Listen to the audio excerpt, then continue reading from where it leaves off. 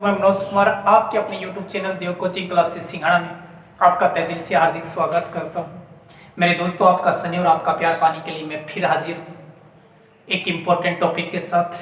अगर हमारी टॉपिक आपको पसंद आई तो देव क्लासेस सिंघाड़ा के YouTube चैनल को लाइक एंड सब्सक्राइब करना मत भूलिए। चलिए, मैं पिछली वीडियो में आपसे चर्चा की थी अरावली पर्वतमाला की। अब इस वीडियो में मैं चर्चा करने जा रहा हूँ एक सभ्यता की जिसका नाम है गणेश्वर सभ्यता।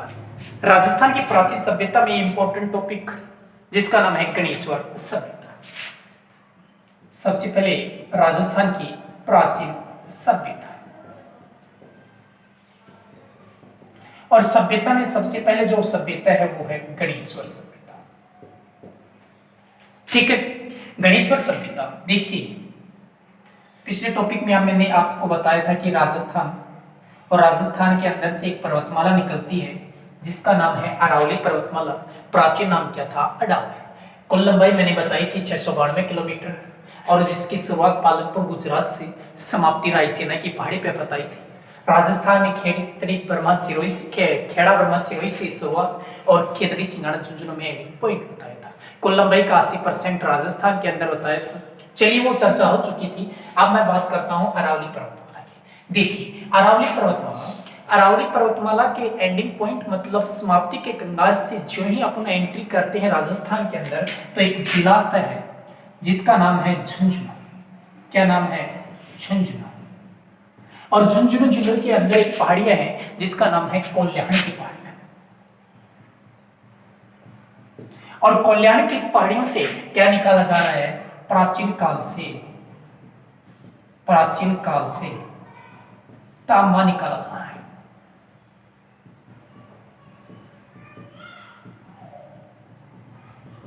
देखिए, बात सभ्यता गणेश्वर की करते हैं, लेकिन झुंझुनू गणेश्वर सीखकर में झुंझुनू कैसे है?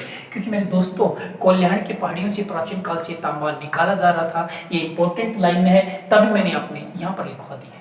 देखिए, उसके बाद थोड़ा सा आगे चलते हैं तो एक दूसरा जिला आता है जिसका नाम है सीकर। क्या नाम है इसका? सीकर। और सीकर का जो प्राचीन नाम है,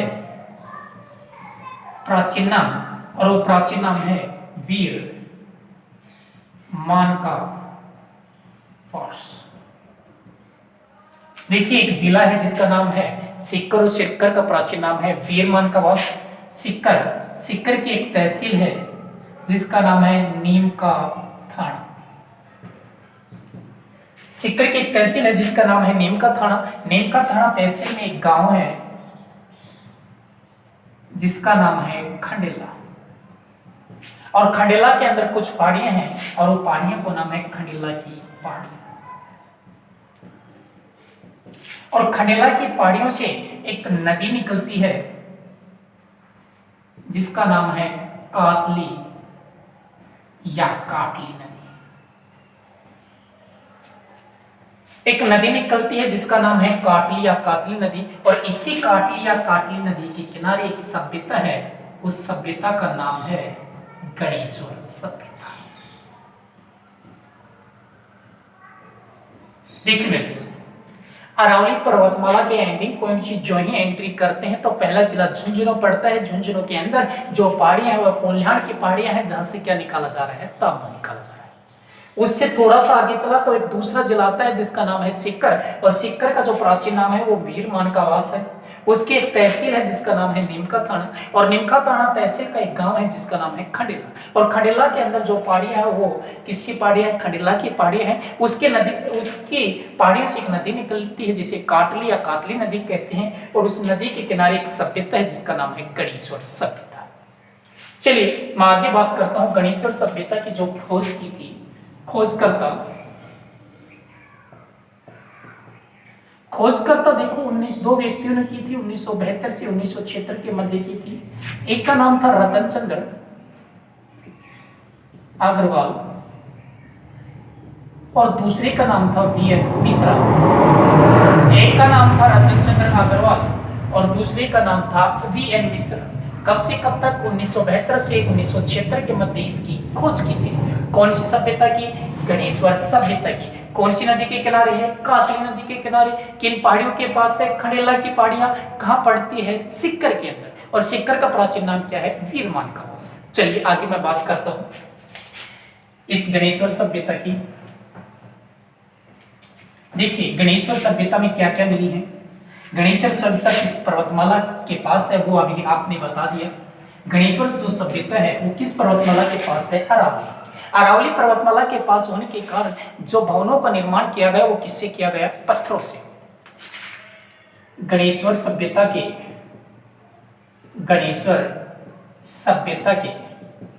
भवनों का निर्माण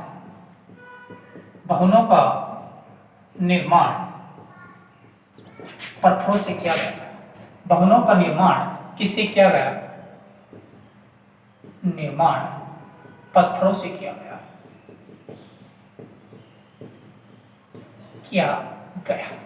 देखिए गणेश्वर सभ्यता के भवनों का निर्माण किससे किया गया? पत्थरों से। और क्या क्या मिला गणेश्वर सभ्यता से? दैनिक जीवन में काम आने वाली वस्तुएं मिली। दैनिक जीवन में काम आने वाली वस्तुएं मिली। कौन सी? जैसे कटोरी, थाली, सुई, गिलास आदि। ये सभी की सभी जो वस्तुएं मिली वो किसकी थी? थाली, कटोरी, गिलास जो वस्तुएं मिली किसकी थी? तांबे की वस्तुएं थी। सभी तांबे की वस्तुएं थी। और तांबे की वस्तुएं होने के कारण इसे क्या बोलते हैं? ताम्र नगरी या ताम्र जननी। मेरे दोस्तों एक सभ्यता और है जिसका नाम है हड़ सभ्यता। उस सभ्यता बोलते हैं ताम्र नगरी सभ्यता। और जो गणेश्वर सभ्यता है इसे बोलते हैं ताम्र जननी सभ्यता। ठीक है, क्योंकि प्रत्येक वस्तु जो मिले हैं वो किसकी मिली है? तांबे की मिली है। जैसे चाहिए वो कटोरी हो, गिलास हो, थाली हो, सुई, धागा जो भी मिला है सभी किसकी मिली है? तांबे की वस्तुएं। इसलिए इस सभ्यता को क्या कहते हैं? ताम्र जननी सभ्यता। चलिए उसके बाद मैं बात करता हूं आगे। दैनिक जीवन में काम आने वाली वस्तुएं मिल गई।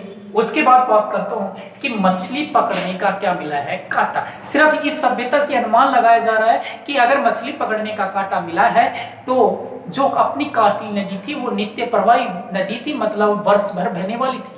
मतलब क्या मिला है? मछली पकड़ने का कांटा मिला। क्या मिला? मछली पकड़ने का कांटा मिला। इसे क्या अनुमान लगाया कि कातली नदी नित्य प्रवाही नदी थी। मतलब नित्य प्रवाही का मतलब है वर्ष भर बहने वाली। क्योंकि अगर वर्ष भर नदी बहेगी तभी तो उसके अंदर मछली आएंगी, और मछली आएंगी तभी उसे वहां पर मछली पकड़ने का क्या मिलेगा? कांटा मिलेगा। ठीक है, चलिए आगे बात करता हूं। और क्या मिला है? गणेश्वर सभ्यता से तीर के आगे का नुकीला भाग। और क्या मिला है? तीर के आगे का नुकीला भाग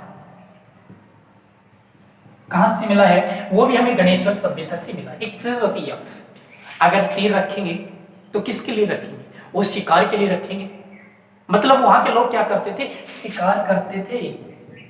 और शिकार करते थे तो क्या खाते होंगे? मांस। मतलब कैसे लोग थे वहां के? मांसाहारी प्लस में शाकाहारी बराबर सर्वाहारी। कहां के लोग सर्वाहारी थे? वो थे गणेश्वर सभ्यता के लोग। क्योंकि यहां पर क्या मिला है? तीर के आगे का नुकीला भाग। इससे क्या अनुमान लगा लिया कि वो लोग क्या करते थे? शिकार करते थे। शिकार कर दिया, उसके मांस को खा लिया, मतलब मांसाहारी था, साथ में शाकाहारी थे, यानी दोनों को मिला दिया तो कैसे बन गए? सर्वाहारी लोग। मछली पकड़ने का कांटा मिला। सिर्फ अनुमान लगाया जा रहा है कि मछली, अगर कातली नदी नित्य प्रवाही नदी नहीं होती तो मछली कहां से आएंगी? सिर्फ अनुमान लगाया गया है। ठीक है, सिंपल सा आपसे क्वेश्चन पूछा जाएगा कि मछली पकड़ने का कांटा किस सभ्यता से मिला है? वो आपको गणेश्वर सभ्यता से। ठीक है, किस सभ्यता के लोग सर्वाहारी थे? तीर का आगे का नुकीला भाग किस सभ्यता से मिला? वो भी आपकी गणेश्वर सभ्यता से। चलिए आगे मैं बात करता हूं। देखिए ताम्र जननी सभ्यता कौन सी है? वो गणेश्वर सभ्यता है। और अगर आपसे एक क्वेश्चन पूछ लिया जाए ताम्र नगरी सभ्यता कौन सी? वो गणेश्वर नहीं है मेरे दोस्त, वो आहड़ सभ्यता है। चलिए मैं आगे बात करता हूं। अभी मैंने चर्चा की थी खंडेला, एक गांव की चर्चा की थी जिसका नाम था खंडेला। खंडेला, खंडेला का क्या परिचित है? खंडेला का क्या परिचित है? वो है गोटा। खंडेला का क्या प्रसिद्ध है? गोटा। गोटा, गोटा सबसे ज्यादा किसके ऊपर लगाया जाता है? लगाया जाता है पीला पोंचा। ठीक है, खंडेला का क्या प्रसिद्ध है? गोटा। गोटा किसके ऊपर लगाया जाता है? पीला पोंचा के ऊपर। पीला पोंचा, पीला पोंचा कौन ओढ़ती है सबसे ज्यादा? जाट महिलाएं या राजपूत महिलाएं?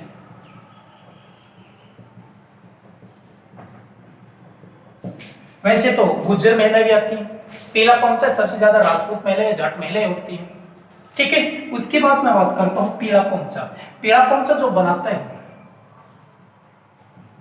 उसे क्या बोलते हैं? उसे बोलते हैं रंगरेज या नीलगर। जो पीला पोंचा बनाता है उसे बोलते हैं रंगरेज या नीलगर, और पीला पोंचा जो बेचता है उसे बोलते हैं पिसायती। ठीक है, देखो गांव खंडेला किसके लिए प्रसिद्ध है? गोटा। अगर पूछ ले गोटा की कितने प्रकार है? गोटा कितने प्रकार है गोटा के? सुना है कभी गोटे के प्रकार? गोटा का प्रकार ही देखना, लप्पा, लप्पी, किरण, बाकड़ी। ये किसके प्रकार है? गोटे के प्रकार है। गोटा किसके ऊपर लगाया जाता है? पीला पोंचा। पीला पोंचा सबसे ज्यादा कौन में ओढ़ती है? जाट महिलाएं या राजपूत महिलाएं। बनाता कौन है? रंगरेज या नीलगर। और बेचने वाला जो गांवों के अंदर फेरी लगाता है उसे क्या बोलते हैं? बिसायती। ठीक है, पीला पोंचा। देखिए पीला का रंग कैसे होता है, पोंचे का रंग कैसा होता है?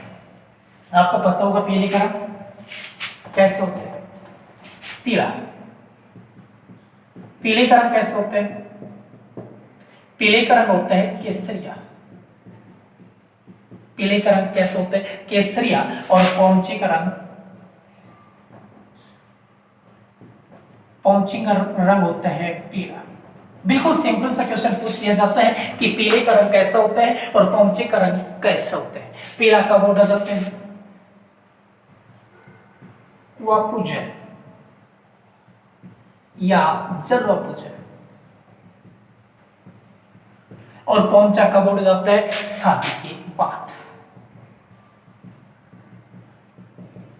ये कौन लेके आता है? ये लेके आते हैं पीहर पक्ष, और ये स्वयं को खरीदना पड़ता है।